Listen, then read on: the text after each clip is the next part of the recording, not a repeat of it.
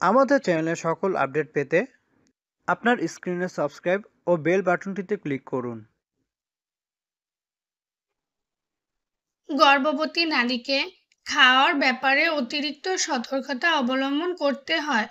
কোনো বিশেষ খাবার বা সাধারণ খাবারের ক্ষেত্রে দুবার ভাবতে হয় এটা তার গর্ভকালীন বা গর্ভের বাচ্চার জন্য নিরাপদ কিনা। আজকের ভিডিওতে তুলে ধরবো তেমনই একটি খাবার, কিশমিশ। তাই এই খাবারের বিষয়ে বিস্তারিত জানতে মনোযোগ সহকারে ভিডিওটি দেখুন। কিশমিশ গর্ভবতীর জন্য নিরাপদ কিনা। এটি গর্ভবতীর জন্য নিরাপদ হিসেবে বিবেচিত। শুকনো আঙ্গুর বা কিশমিশে রয়েছে নানাদিক পুষ্টিকর উপাদান, যেগুলো গর্ভবতী ও গর্ভের বাচ্চার জন্য উপকারী। আসুন জানি এই খাবারটিতে কি কি পুষ্টি উপাদান রয়েছে। ফাইবার। ফাইবার উপাদানটি খুবই গুরুত্বপূর্ণ, বিশেষ করে হজমের জন্য। এই উপাদানটি খাদ্যকে ভাঙতে সাহায্য করে। ক্যালসিয়াম। এই উপাদানটি হাড়ের উন্নয়ন, দাঁতের স্বাস্থ্য, কোলেস্টেরল নিয়ন্ত্রণে দরকারি।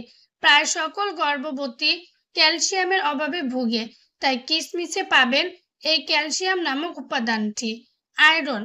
আয়রনের ভালো উৎস কিশমিশ। আয়রনের কাজ দেহে রক্ত উৎপাদনে সাহায্য করা, এছাড়া অক্সিজেন বহন করা, তাই গর্ভের বাচ্চার জন্য অক্সিজেন পরিবহনে এটি জরুরি। গর্ভবতীর কতটুকু পরিমাণ কিশমিশ খাওয়া উচিত? পুষ্টিকর হলে সেই খাবারটি বেশি বেশি খেতে হবে এমনটা নয়, তাই গর্ভবতীর দৈনিক এক মুঠো পরিমাণের বেশি কিশমিশ খাওয়া উচিত নয়। শুধু কিশমিশ খাওয়া যেতে পারে, বা চায়ের সাথে বা বিভিন্ন হালকা খাবারের সাথে যোগ করে খাওয়া যেতে পারে। কিশমিশের উপকারিতা।